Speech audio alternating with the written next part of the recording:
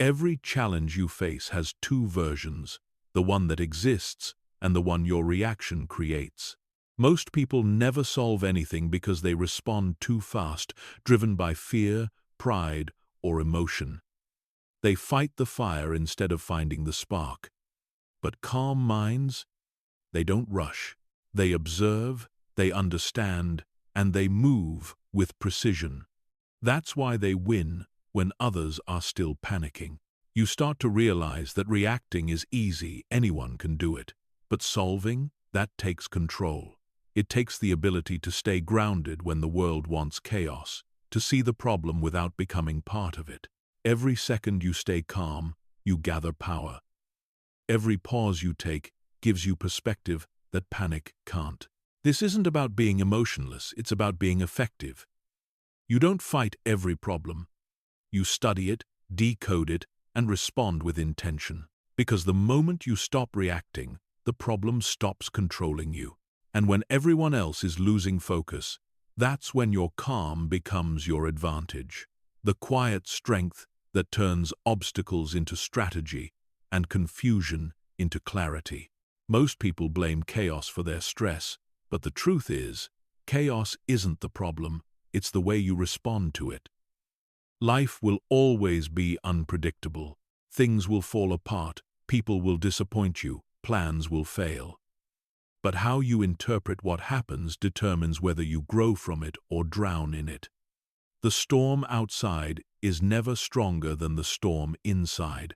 The moment something unexpected happens, your mind tries to fill the silence with emotion, fear, anger, anxiety. It rushes to label the event as good or bad, right or wrong. But chaos isn't personal, it's neutral. It becomes destructive only when your reaction gives it meaning. Most pain doesn't come from the event, it comes from your interpretation of it. Every time you react without thinking, you feed the chaos. You hand it your energy, your peace, your control, and the more you feed it, the bigger it gets. The real challenge isn't learning how to stop chaos, it's learning how to stop yourself from reacting to it. That's where power begins, in the space between what happens and how you respond. A calm mind doesn't mean an easy life, it means a focused one. When you stay calm, you can see what's actually happening instead of what your emotions want you to believe. You stop exaggerating problems and start dissecting them. You move from, "Why is this happening to me?" to, "What can I learn from this?" That single shift changes everything. You can't stop people from being unpredictable, but you can stop giving them the power to control how you feel. That's the true definition of emotional freedom. The calmer you are, the less control others have over your reality. You stop being reactive and start being responsive, intentional, measured, and strategic. Chaos thrives on reaction. It needs your attention to survive. When you react, you participate in it.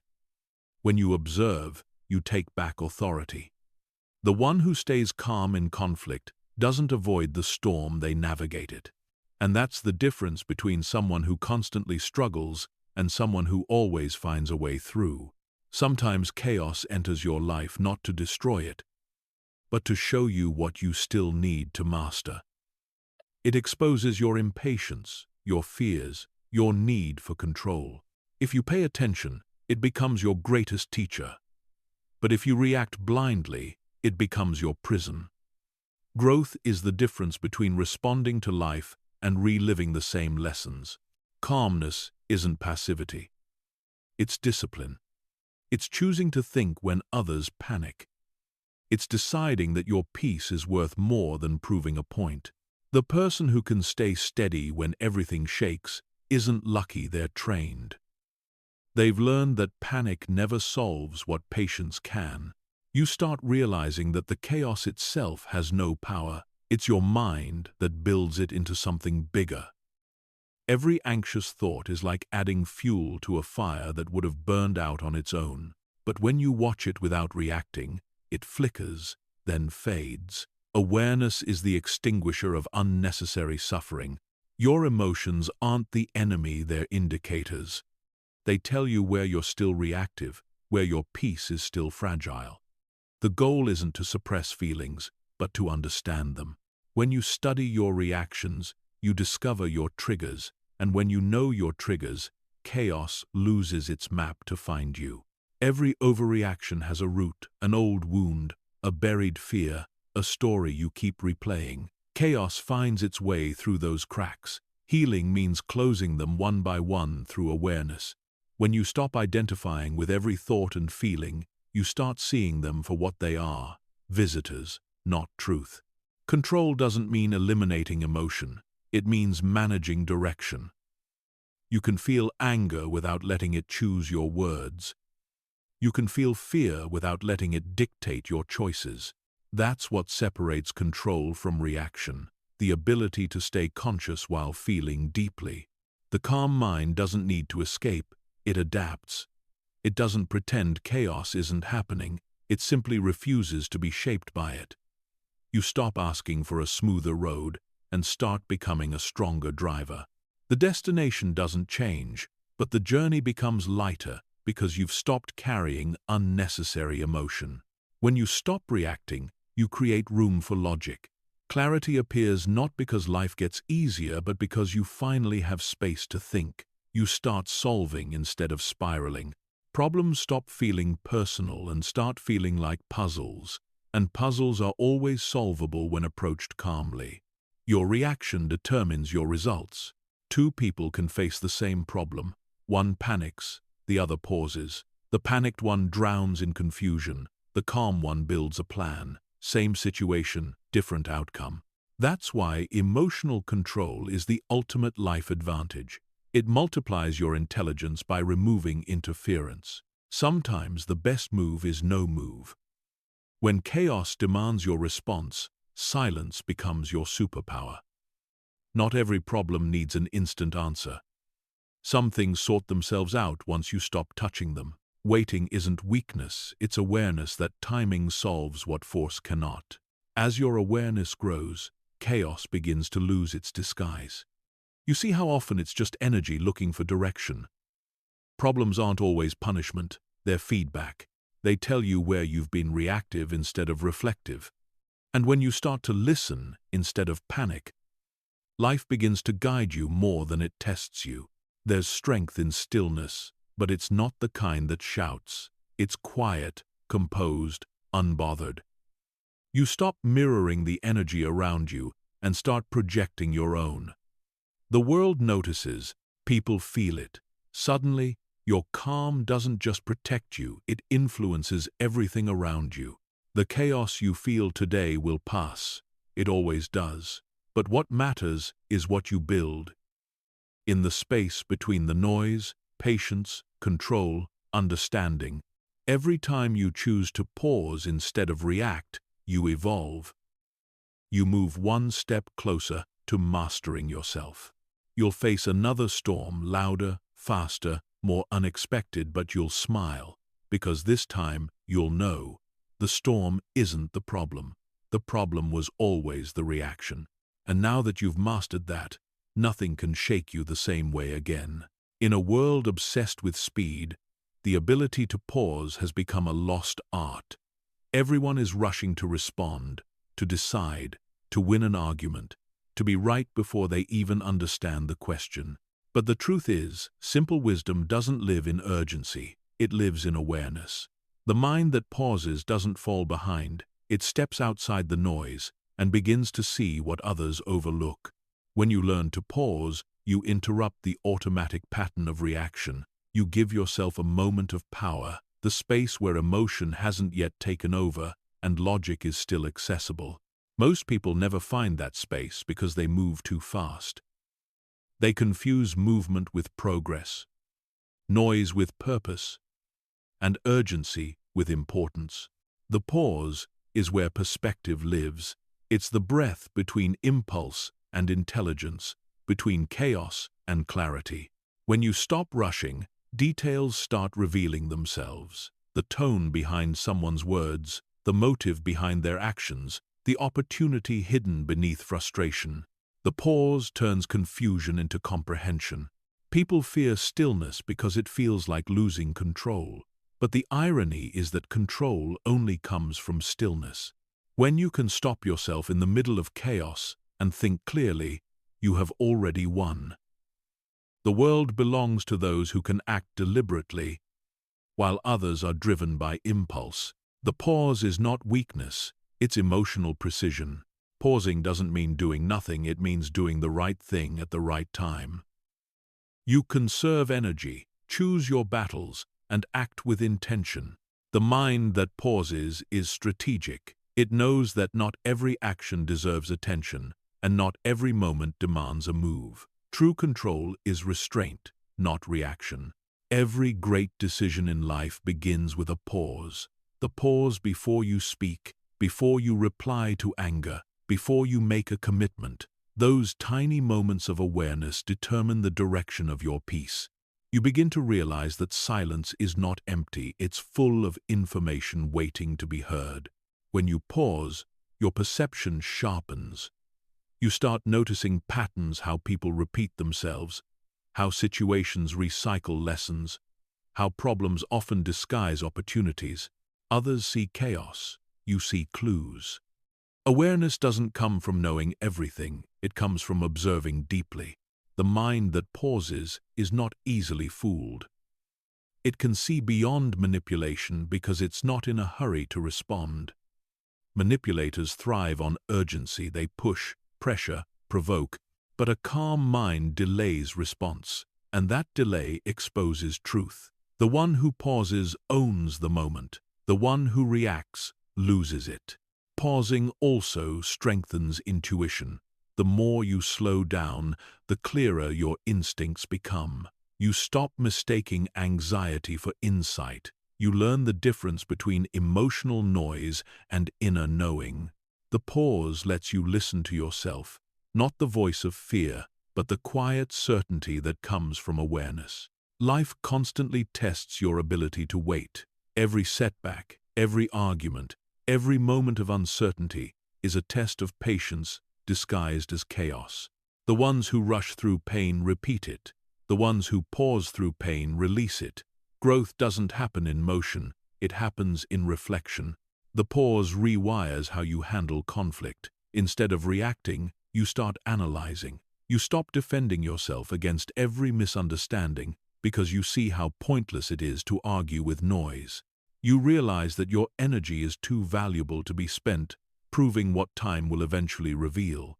When you pause, you break emotional habits. You stop being predictable. People who used to control your reactions lose access because your timing has changed. They speak, they provoke, but the silence that follows disarms them. You no longer feed the cycle, you end it. That's how peace begins, one pause at a time. The power of pausing isn't just emotional, it's practical. It saves relationships, careers, and opportunities. A single pause before a harsh word, before an impulsive choice, before quitting too soon, it can change everything. Most regrets come from moments where you didn't wait long enough to see clearly. Pausing teaches you that not everything is urgent. The world pressures you to hurry, to reply, to react, to respond. But urgency is often an illusion created by anxiety. When you stop, the illusion fades. You see that time isn't running out, your focus is.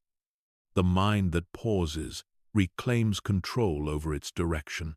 Stillness doesn't mean you stop moving. It means you stop moving without awareness. You become intentional. Every action becomes cleaner, sharper, more effective. You no longer waste effort fixing what patience could have prevented. Pausing is not delay, it's alignment. It ensures that every move serves your peace, not your pride.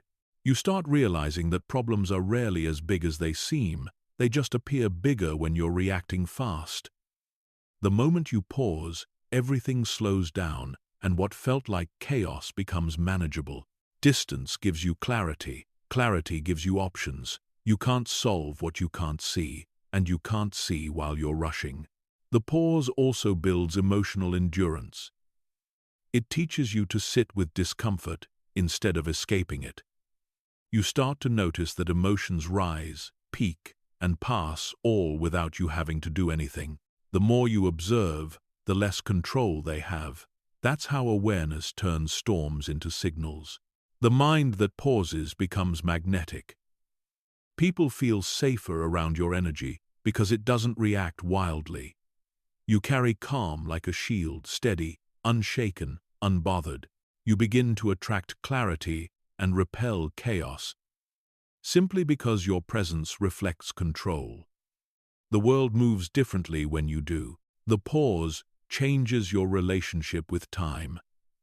You stop rushing toward outcomes and start trusting the process. You realize that every delay has a purpose. It's either preparing you or protecting you. The mind that can wait without fear is unstoppable, because patience is a form of strength most people never master. When everything around you is loud and urgent, you'll remember what others forgot, that silence sees more than sound.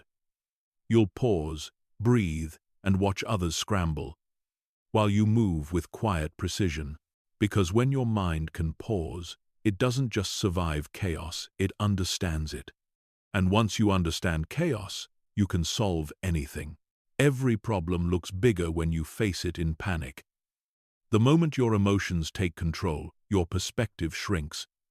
You stop seeing clearly. And instead of solving, you start surviving.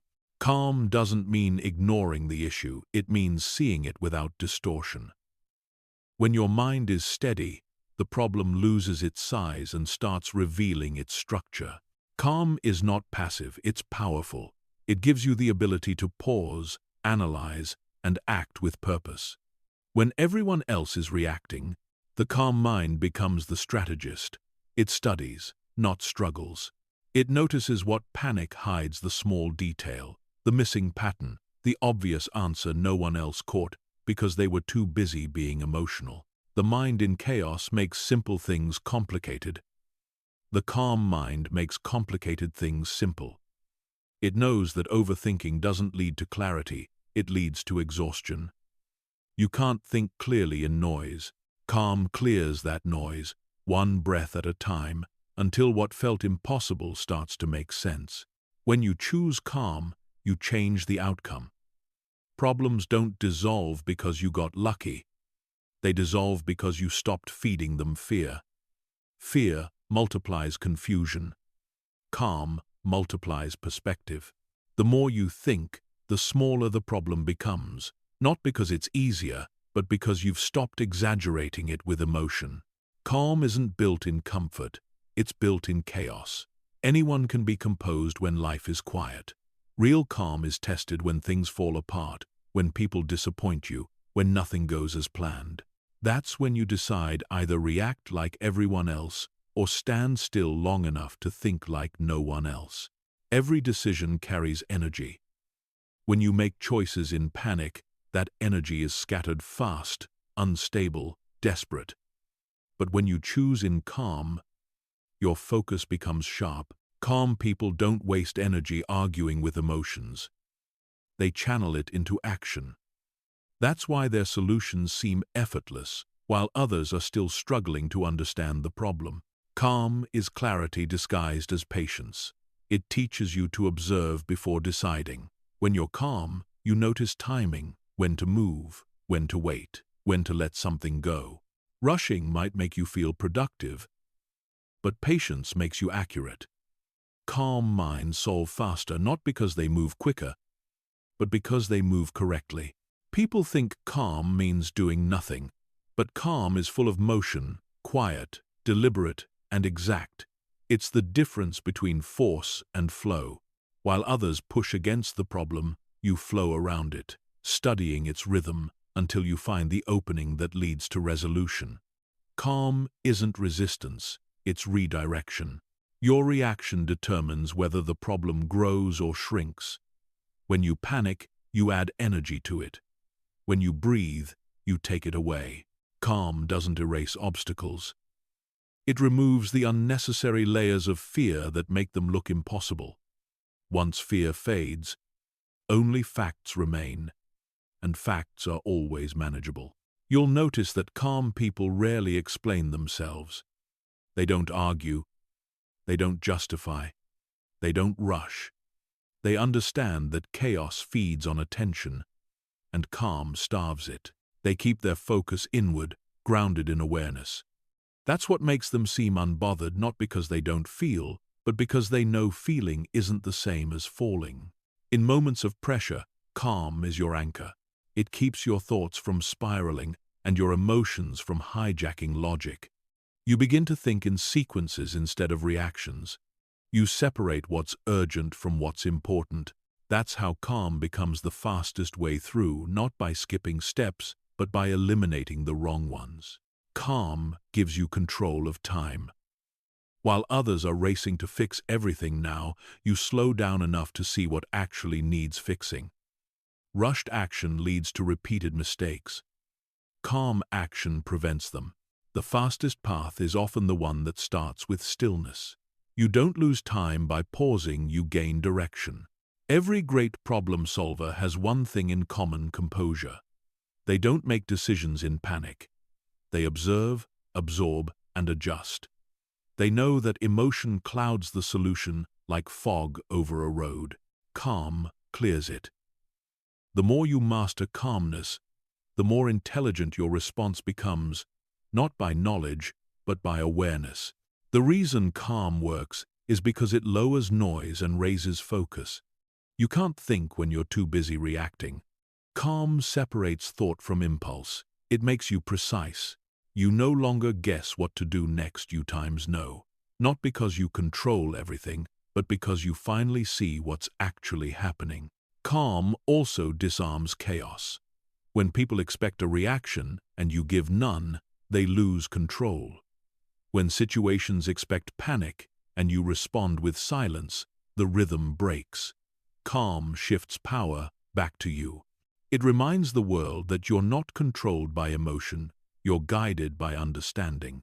You start noticing that calm attracts solutions naturally. When you're not emotionally tangled, ideas begin to appear. You start seeing options where before there were only obstacles. The answer was always there, you just couldn't hear it over your own noise.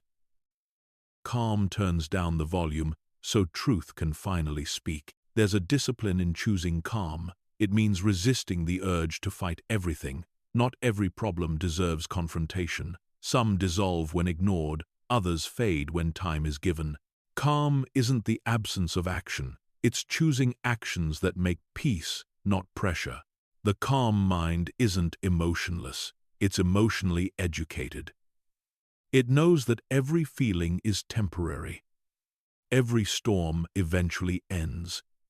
And every problem has an exit. You don't control the timing, you control your response. That's the wisdom calm brings. The ability to stay peaceful while waiting for life to make sense. Over time, calm becomes your identity. It's no longer something you practice, it's who you are. You don't get dragged into chaos because you know it's not your home. You handle what you can, release what you can't, and trust that clarity will come when you're quiet enough to receive it. When people ask how you stay so composed under pressure, you'll smile. Because you'll know the truth. The shortcut to every solution was never speed, control, or perfection. It was calm. The quiet that others mistake for stillness is the very thing that keeps you one step ahead. Most people waste more energy debating their problems than solving them. They ask why me? Instead of, what is this teaching me? They fight reality, trying to bend it into something more comfortable. But arguing with a problem doesn't change it. It only strengthens your resistance to understanding it. Growth begins the moment you stop reacting to life and start researching it. The problem isn't the obstacle, it's the misunderstanding of it.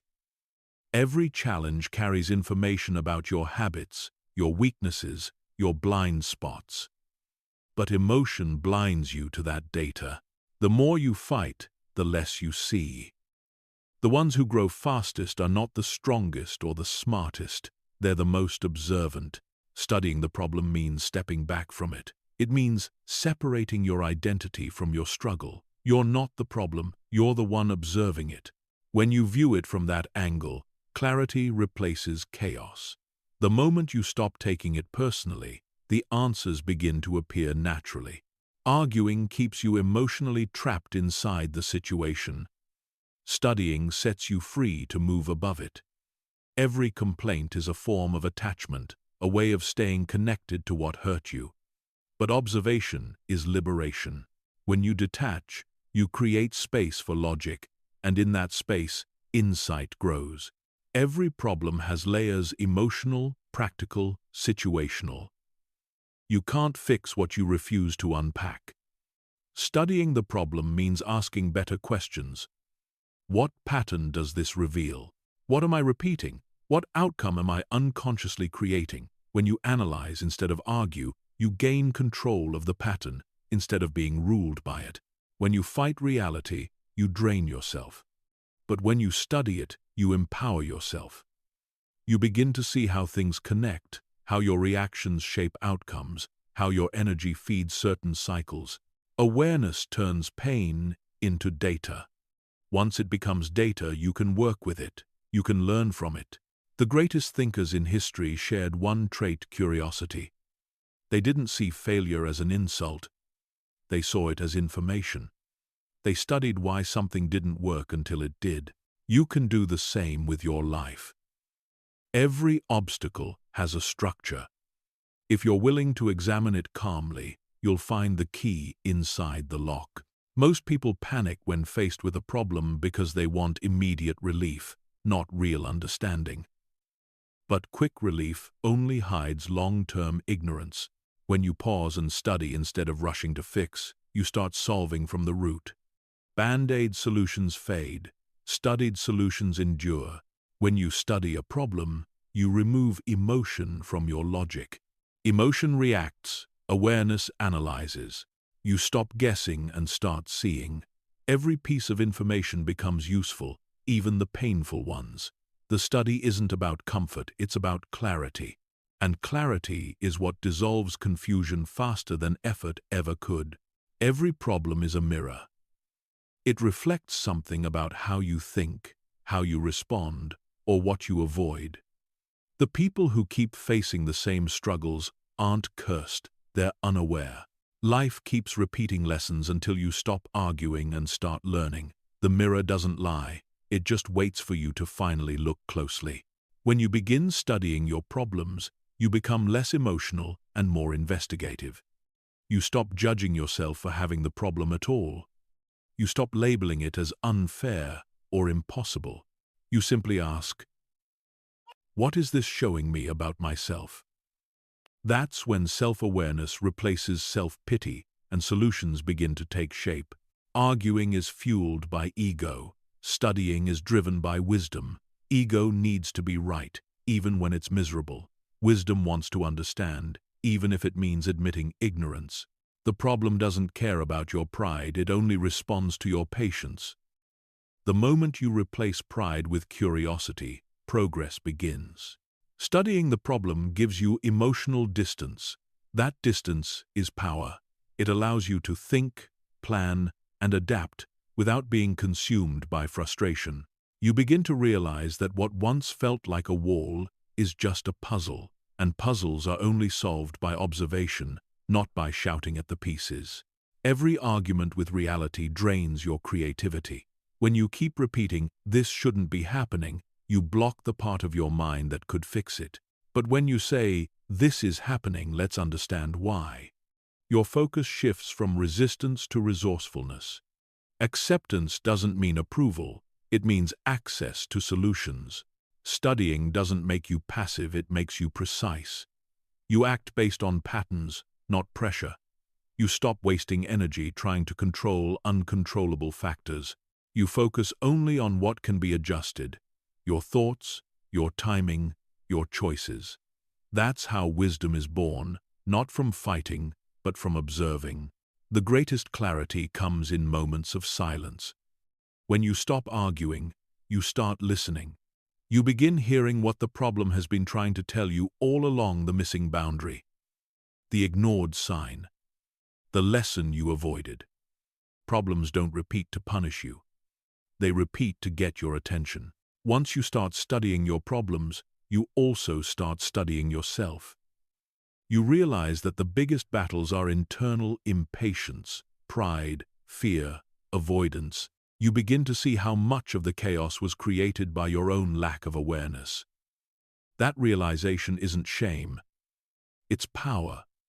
You can't change what you don't understand. The studied mind sees opportunity, where the reactive mind sees threat. Every situation that looks like loss hides a form of instruction. Even endings carry wisdom. If you keep your eyes open long enough, the pattern reveals itself, and the same pain that once broke you becomes your manual for strength. In time, studying problems becomes your default response. You stop wasting time asking why and start asking how. You develop the patience of a craftsman, examining every angle, learning from every flaw. You realize that mastery isn't about avoiding problems, it's about understanding them so deeply that they can no longer surprise you. You'll stop seeing problems altogether. You'll just see feedback signals guiding you toward greater clarity. You'll stop reacting to life as an enemy and start engaging with it as a teacher. Because once you stop arguing with your problems and start studying them, you realize something powerful. The problem was never against you, it was always shaping you. Every time you let emotion take over, you give away the strength that could have changed your situation. Emotion demands attention. It thrives on chaos and reaction. But action requires focus, clarity, and direction. The moment you start feeling more than thinking, your energy shifts from progress to paralysis. Emotions are meant to be signals, not steering wheels. You can't move forward when your energy is trapped in frustration. The mind that's busy replaying what happened cannot build what's next. The emotion keeps you in the story. Action writes the next chapter. The truth is simple. What you keep feeling, you keep feeding. And what you feed grows stronger than your will to move. People mistake feeling deeply for being alive. But awareness isn't about intensity, it's about control. You can feel pain without letting it dictate your next move. You can feel anger without turning it into destruction. The more you manage your emotional spending, the more energy you have for creation. Every calm decision saves the power that chaos drains. Emotion without awareness becomes a thief. It steals hours of thought, sleep, and strength, convincing you that reacting is progress when it's really repetition. When you start managing your emotions, you don't become robotic, you become efficient. You stop wasting energy on things that change nothing and start investing it in things that do. Anger, sadness, fear, these are natural, but they're not productive until they're understood. Action comes after analysis. If you skip that step, you move blindly. You end up fixing symptoms instead of systems. The person who acts from clarity does more with less effort than the one who acts from confusion with full force. Every moment spent overthinking is a moment stolen from doing. The longer you sit in emotion, the heavier it becomes. But motion lightens the mind. When you move towards solutions, the emotion loses its hold. Momentum heals what analysis alone cannot. Emotion dissolves when purpose appears. You start realizing that energy is your most valuable currency, and emotion is the tax on it. Every reaction, every outburst, every internal argument costs something. When you learn to save that energy, you start compounding it. Calm becomes your investment. Action becomes your return. You don't need to eliminate emotion, you need to direct it. Channel anger into discipline, turn disappointment into curiosity, transform sadness into reflection. The emotion isn't your enemy, mismanagement is. The same fire that burns you can build you if you learn where to place it. Many people confuse busyness with productivity. They think feeling intensely about a problem equals caring, but emotion doesn't fix. Execution does. The louder your feelings, the quieter your strategy becomes. The calm ones aren't unbothered, they're busy using the energy others waste. When emotion takes the lead, logic disappears. You stop seeing what's in front of you and start reacting to what's inside you. That's why emotional discipline is rare. It requires awareness, restraint, and humility.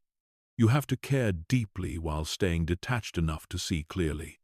That balance is strength in its purest form. Energy follows focus, and focus follows calm.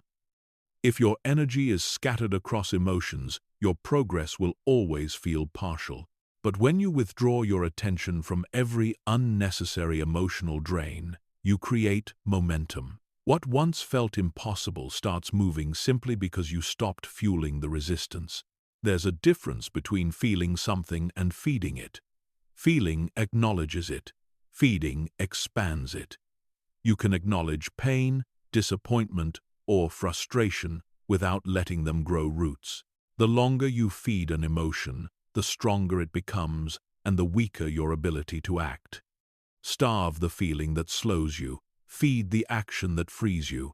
Every emotional overreaction is borrowed energy you'll wish you had later. The argument you replay in your mind, the anger you hold overnight, the worry that steals your sleep, they don't solve anything. They just drain the energy you need for the next morning. Your peace is not built by control, it's built by conservation. You start noticing that emotionally charged people tire easily. Their energy burns hot but fades fast. But those who stay calm have endurance. They last longer, work smarter, and think clearer. They use emotion like a tool, not a fuel. That's why their consistency becomes their advantage. They don't waste energy on storms that don't deserve attention. When emotion drives, reaction follows. When awareness drives, purpose follows. The calm mind doesn't suppress feeling, it organizes it. You learn to pause, to process, to place each feeling where it belongs. You don't deny emotion, you design around it, and that's how you stay effective without losing empathy. The energy you waste reacting today is the strength you'll need tomorrow. Each moment of awareness saves power for when it truly matters. You stop fighting battles that don't serve your goals. You stop proving, chasing, or defending. Energy saved becomes energy available, and that's where real power begins.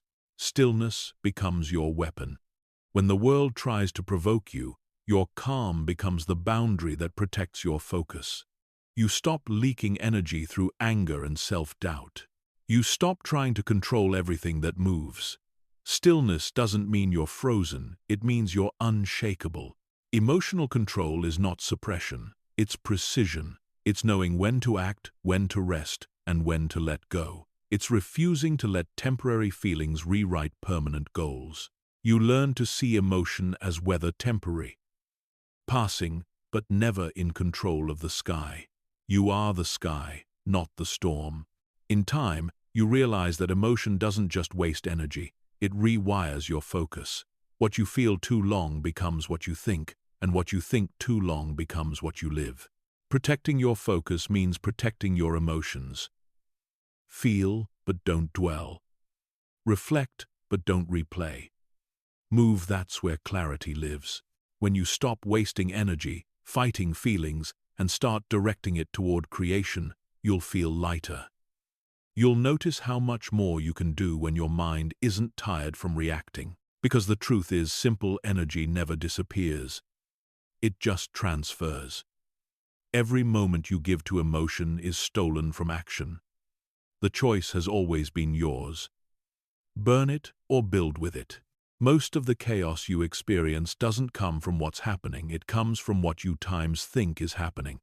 Every situation has two versions, the one that exists and the one your fear creates.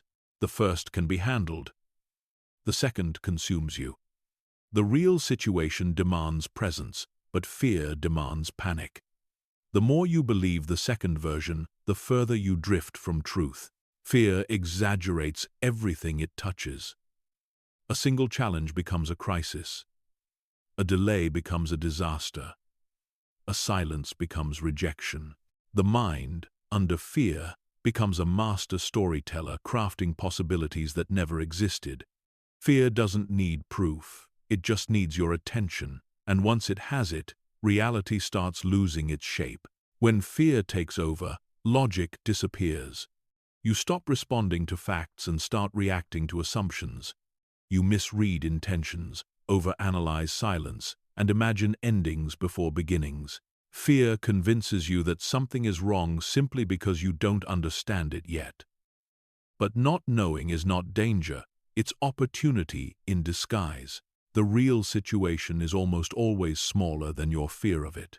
When you take a closer look, you'll notice that most problems lose intensity when faced calmly. Fear amplifies, awareness simplifies. You don't need to erase fear, you just need to stop treating it as truth. Reality is rarely as painful as your prediction of it. Fear is the mind's defense mechanism. But left unchecked, it becomes a prison.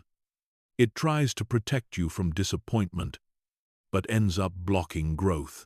You avoid experiences, relationships, and opportunities, not because they're dangerous, but because fear has convinced you that comfort equals safety. Growth begins when you question that lie. The difference between people who thrive and those who break isn't luck, it's perception. Both experience uncertainty, but one sees a challenge while the other sees catastrophe. The fearful mind reacts to what times happen. The calm mind responds to what times happening. One creates panic, the other builds clarity. When fear drives, you lose accuracy. You start fighting shadows. You make decisions based on emotion, not evidence. But when you slow down and observe, you realize that most fears are just unverified stories. The facts are often neutral. It's your attachment to the worst outcome that makes them painful. You can't stop fear from arriving, but you can stop it from leading. Let it knock, just don't hand it the steering wheel. Acknowledge it, analyze it, but never obey it. When you treat fear like data instead of destiny, it transforms from an obstacle into information. It tells you what needs understanding, not avoidance. The mind under fear seeks control, but the secret is acceptance.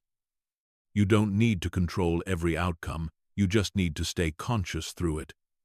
Control is fear's disguise for safety. Calm, on the other hand, is acceptance in motion.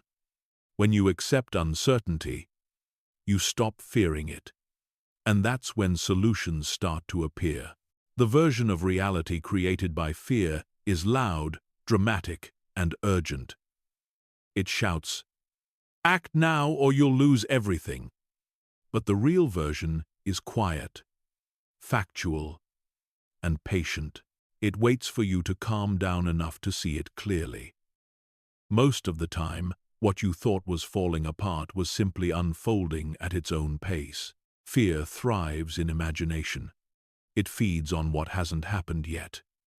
That's why it feels endless, because it lives in possibilities, not facts. The mind that fears too much creates problems that reality never introduces. When you return to the present moment, fear loses its fuel. The now is always smaller and simpler than your mind's projection of it. It's easy to mistake fear for intuition because both are quiet, but their tones are different. Intuition is grounded and gentle. Fear is loud and frantic. Intuition guides. Fear commands. The only way to tell the difference is through calm observation. The more still you become, the clearer the truth sounds. Fear magnifies uncertainty because it cannot exist without it. The unknown triggers the imagination, and imagination multiplies the threat. But the unknown isn't your enemy. It's a blank page waiting for your awareness to write clarity upon it. The more you face uncertainty, the more you see that it was never as dangerous as you believed. When you act from fear, you limit your own power. You stop creating and start defending. You move from building life to merely surviving it. Fear tricks you into thinking you're being careful when you're actually being controlled. Real safety doesn't come from avoiding risk. It comes from trusting your ability to handle it.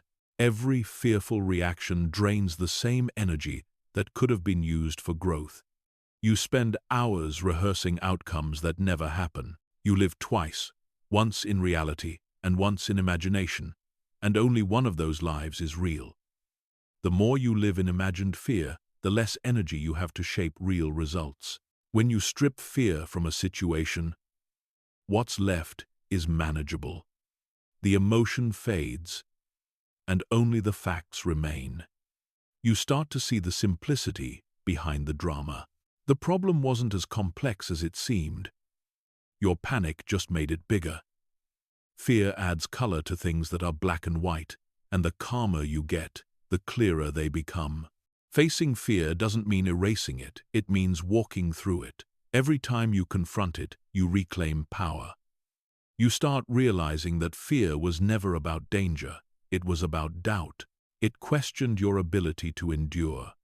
Once you prove to yourself that you can handle uncertainty, fear stops being your enemy and starts being your reminder to stay aware. The ones who master life aren't fearless, they're fluent in fear. They know how to listen without obeying, how to see without exaggerating, how to act without overreacting. They understand that reality isn't the problem, interpretation is. The calmer they remain, the closer they stay to truth. Over time, you'll notice that peace isn't found in eliminating fear, it's found in separating it from reality. You'll learn to ask, is this what's actually happening, or what I'm afraid is happening? That single question can save you from countless unnecessary breakdowns. You'll realize that the scariest moments of your life were never about what was real, they were about what you imagined. You'll laugh at how heavy it all felt when it only existed in thought, because once you learn to see through fear's illusion, you stop reacting to it. You start responding to life itself, clear, calm, and free. Patience isn't about waiting, it's about staying grounded while everything else rushes ahead.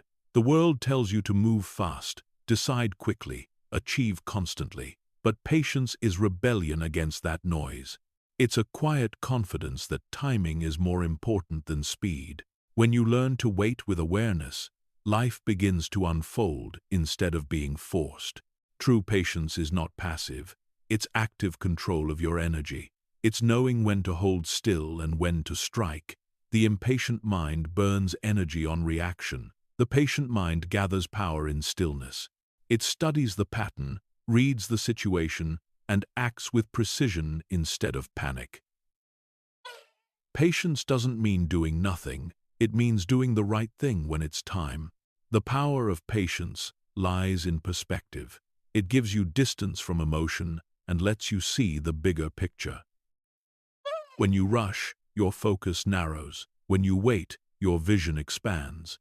You start noticing how many problems were never real. They were just your mind's need for control disguised as urgency. Impatience is rooted in fear, the fear of missing out, losing time, being left behind. But patience comes from trust. Trust that what's meant for you can't be stolen.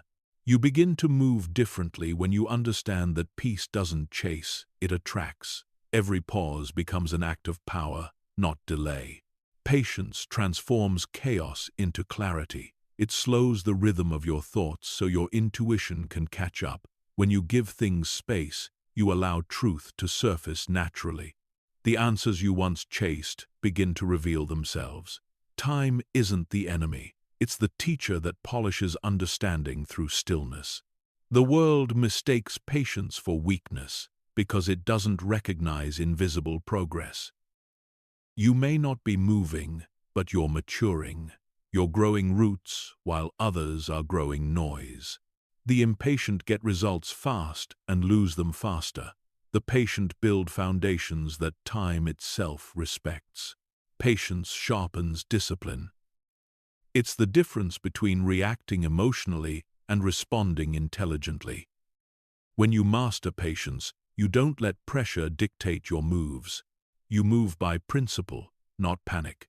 You no longer need validation to stay still because you trust your awareness more than the world's urgency. The patient mind doesn't fight against time, it collaborates with it. It understands that everything arrives in seasons. Some moments are for building, others for blooming. You stop forcing doors open because you realize that timing is part of alignment. What's forced never lasts. What's timed never fails. In moments of waiting, your character is revealed. Anyone can act when things go their way, but only the grounded can stay calm when life slows down. Impatience drains strength. Patience builds endurance. You learn that maturity isn't measured by age, but by how long you can wait without losing peace. When you're patient, you start seeing how unnecessary most reactions are. You stop rushing to fix every discomfort. You understand that some answers only come when you stop chasing them. Patience teaches you that silence often carries more progress than endless talking or overthinking. Every delay carries data. What seems like stagnation is often refinement. Life uses time to teach precision, to prepare you for what you think you're ready for but aren't yet equipped to sustain. The patient don't wait for things to change. They use the waiting to change themselves. Patience separates wisdom from impulse. The impulsive act first and regret later. The patient understand before they act. Waiting isn't about hesitation, it's about digestion. You let experience sink in before turning it into direction. That's how decisions become solid instead of emotional. Patience gives you the upper hand in conflict. When others rush to react, you stay composed, observing the entire situation unfold. They show their emotions. You reveal their intentions. The one who waits learns, the one who reacts repeats. Stillness becomes strategy. The beauty of patience is that it outlasts manipulation. People who rely on pressure and provocation lose control when you don't respond. They thrive on your urgency. Your calm dismantles their power. Patience confuses chaos because it refuses to play its game. Patience also saves relationships. Instead of reacting to words said in anger, you give time for emotion to pass. You learn that not every moment needs a response. Some only need space. What could have become destruction often turns into understanding because patience allowed perspective. When you learn to wait, you stop trying to rush your growth. You no longer demand results before you've earned readiness. The fruit doesn't ripen faster because you want it to. It ripens because it's given time to develop. Your progress isn't delayed, it's deepened. Patience refines your relationship with failure. Instead of giving up when things fall apart, you stay long enough to learn why. You realize that what feels like waiting is often preparation for something greater. Every failure becomes less about loss and more about learning. The patient mind has endurance, emotional, mental, and spiritual. It doesn't break under pressure, it adapts to it. You can feel the tension without being consumed by it. You begin to trust that every storm runs out of rain, every winter gives way to spring, and every delay holds direction. Patience gives birth to mastery. You stop chasing shortcuts and start investing in depth. You repeat, refine, and rebuild without resentment. You learn that greatness isn't built through speed, but through stability. The strongest trees grow slow because their roots go deep, and one day you'll realize that patience was never about waiting for life to move. It was about learning to move with life. You'll stop fearing delays and start seeing them as divine timing. Because true power doesn't roar, it waits, quietly, steadily, unshaken. And that kind of patience can't be defeated. The loudest minds rarely find solutions because noise and clarity can't coexist. Most people try to think their way through chaos by adding more thoughts, more opinions, more words. But the mind that solves doesn't shout, it listens. True understanding doesn't come from talking louder. It comes from hearing deeper. The answer is often already there, buried under your own noise.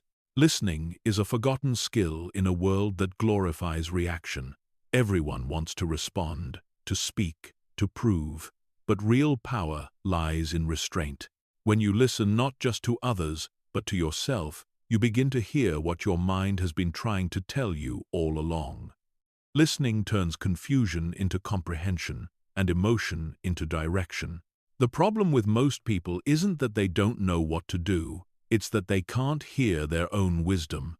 They drown in their internal chatter, the doubts, the fears, the constant need for certainty. But silence is the space where intelligence expands. When you learn to listen to stillness, clarity begins to whisper the answers you've been chasing. Listening requires humility. It's admitting that you don't know everything, and that's where discovery begins. The ego wants to speak, awareness wants to understand. The moment you stop needing to be right, you start seeing what's true. The mind that listens doesn't need validation because it's too busy absorbing information that others overlook. The reason most arguments lead nowhere is because both sides are waiting to reply, not to understand. Listening isn't waiting for your turn to speak. It's choosing to care more about truth than victory. Solutions don't live in resistance, they live in attention. When you listen without agenda, the world reveals itself clearly. The calm mind listens differently. It doesn't just hear words, it hears tone, emotion, silence. It recognizes patterns between the lines. Listening becomes a form of awareness, a deeper intelligence that doesn't rush to label or judge. The world begins to make sense, not because it changed, but because you finally stopped interrupting it. To listen is to slow down time. You stop being pulled by the momentum of thoughts and start noticing their rhythm. You can feel which thoughts come from fear and which come from intuition. Listening gives you the power to separate noise from knowledge. You no longer mistake loud thoughts for true ones.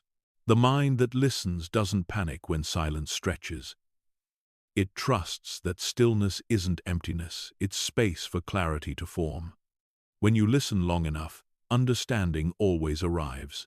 It's not about finding answers quickly, it's about finding them correctly. Patience turns silence into wisdom. Listening is also an act of emotional control. When you listen, you pause your ego's need to react. You give yourself the gift of reflection before response. The person who listens more speaks less, but when they do speak, their words carry weight because they come from understanding, not emotion. Most people fail to solve problems because they listen to argue, not to learn. They filter everything through emotion and miss the lesson beneath it. But the one who listens without defending discovers insight that can't be taught, only received. Listening is how awareness upgrades itself. The more you listen, the more invisible you become, and that's a form of strength. You stop drawing attention and start drawing truth. You realize that wisdom doesn't need an audience. It thrives in observation, not in performance. The best listeners often appear silent, but their silence holds more intelligence than most conversations combined. Listening also softens judgment. You stop reacting to people's behavior and start understanding their pain. You begin to see that everyone speaks from their own wounds, their own fears, their own limits. Compassion replaces criticism because you finally hear the story beneath the noise. When you listen deeply, you also start hearing yourself differently. You catch the subtle language of your own thoughts, the tone you use with yourself, the beliefs that limit you, the fears that repeat like background noise. Awareness grows every time you notice what you were too distracted to hear before. The mind that listens knows that silence is not the absence of sound, it's the presence of awareness. You stop waiting for life to shout the answer and realize that it's been whispering all along. The quieter you become, the more truth you can hear. Listening doesn't add, it subtracts everything unnecessary until only clarity remains. Listening creates space for wisdom to enter. The person who fills every moment with their voice leaves no room for revelation. You don't discover solutions by dominating a situation, you find them by aligning with it. The moment you stop trying to control everything, the answer appears naturally. because truth doesn't compete, it reveals itself. Sometimes the solution isn't new information, but a new way of hearing old information. When your perspective changes, the same words, same experiences, same lessons take on deeper meaning. Listening refines perception. You stop chasing insight outside yourself and start uncovering it within. The power of listening extends beyond conversation. It transforms your relationship with life itself. You start noticing patterns, timing, and energy shifts. Life is always communicating, but most are too distracted to listen. The mind that solves doesn't rush to interpret. It waits until it fully understands. That waiting is where wisdom lives. Listening is also self-defense against manipulation. The more you observe, the less you're deceived. You see through words, through motives, through performance. Silence makes others reveal themselves. You no longer waste energy reacting. You simply watch as truth unfolds. The listener always holds the advantage. The more you practice listening, the less conflict you experience. Arguments fade, misunderstandings shrink, and peace grows. You begin to see that most of life's tension wasn't caused by what people said, it was caused by how little they heard each other. The listener becomes the bridge that noise could never build. You'll realize that the greatest minds in history, the ones who solved, created, and transformed, weren't loud. They were listeners. They observed, reflected, and acted from deep understanding. Because the mind that listens doesn't need to prove it knows. It doesn't rush, it reads, and it doesn't shout, it solves. Every problem, every moment of confusion, every emotional storm eventually leads to one truth. Shouting never solves what silence can understand. You've learned that noise hides answers while listening reveals them. The mind that can sit in stillness, absorb what's happening, and respond with precision doesn't need to prove anything. It simply moves with intention. You don't need to think louder, rush harder, or push stronger. You just need to hear more clearly. Listening isn't weakness. It's mastery over your own noise. It's the point where ego steps aside and awareness takes over. When you truly listen to yourself, to others, to life, you begin to understand patterns that rushing minds always miss. The world is addicted to sound, but progress belongs to those who can read between the noise. When your mind becomes quiet enough to notice what's really being said in words, in energy, in silence, solutions come effortlessly. Because awareness doesn't chase clarity, it creates it. So stay still when others react. Observe when others assume. Listen when others argue. Let calm guide you through the storm. Because in the end, the most intelligent response is rarely spoken, it's understood. That's the power of a mind that listens. It doesn't fight for control. It becomes it.